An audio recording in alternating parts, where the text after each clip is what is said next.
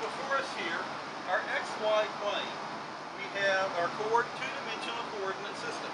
We have our x-axis along here, we have our y-axis along there, and of course we can plot a point, the ball. If we want to plot the point, say 3, -2, we move 3 units in the x direction, -2 units in the y direction, and there's our point 3, -2. But what if I pick the ball up here? Now what point is it? The problem is that we live in 3 dimensions rather than just 2, so we might want to plot points or locate points in 3 dimensions. So we need a third dimension, a third axis, a third coordinate. So we need something that goes up. The z-axis. So we have our x-axis, our y-axis, and now a third axis that goes up and down, the z-axis.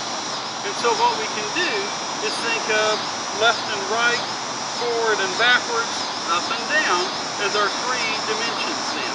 So if we want to plot a point or describe a point in space, we need 3 coordinates.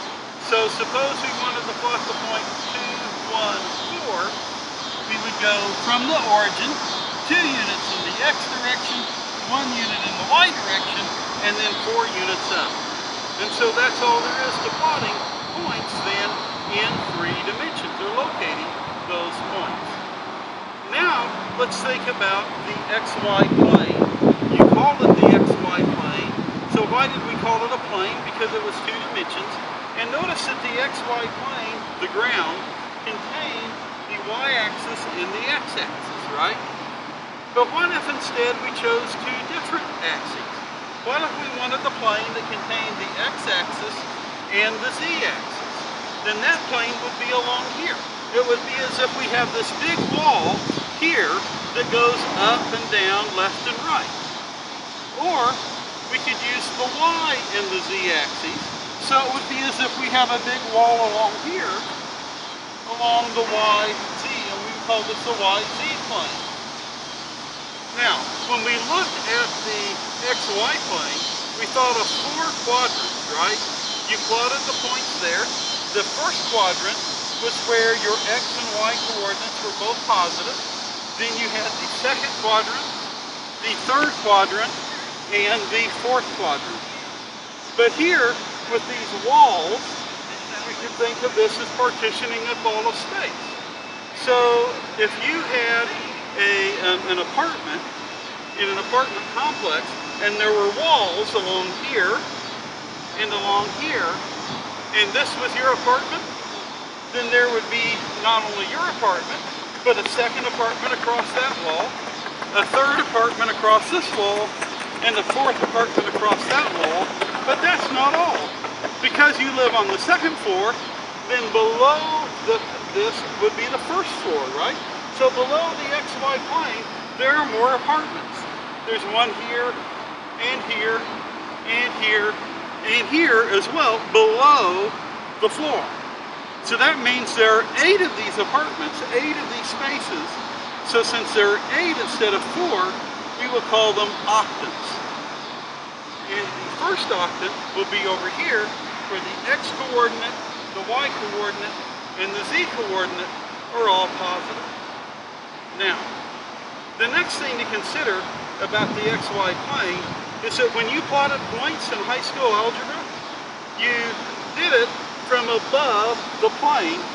Your eye was not in the plane, the picture where you were plotting your points. Here though, in 3 dimensions, you can't escape the space you're in. The camera right now is located at about the point -2, -10, 5. And so your perspective is going to be from inside the coordinate system. And so it will be different than looking from the outside, because we don't have that 4th dimension in our universe to go to the outside of this coordinate system. So often what we do is we take our perspective and we move to the first quadrant, or sorry, the first octant, so that our perspective is from where the x and the Y and the Z coordinates are all positive. And so your camera, your eye, is often there when we are drawing. And so your perspective will matter when you're looking at 3 dimensions. Now the next thing to consider is, how are you going to keep this straight? How do you know the X axis there, Y axis there, Z axis here? The answer is the right-hand rule. This is a right-handed coordinate system. So if you put your hand here with your thumb up, look what happens from your wrist. You start from your wrist, your hand's going toward the X direction. If you let your fingers curl, now your fingers are pointing off in the Y direction and your thumb in the Z direction. So that is the right-handed, 3-dimensional coordinate system.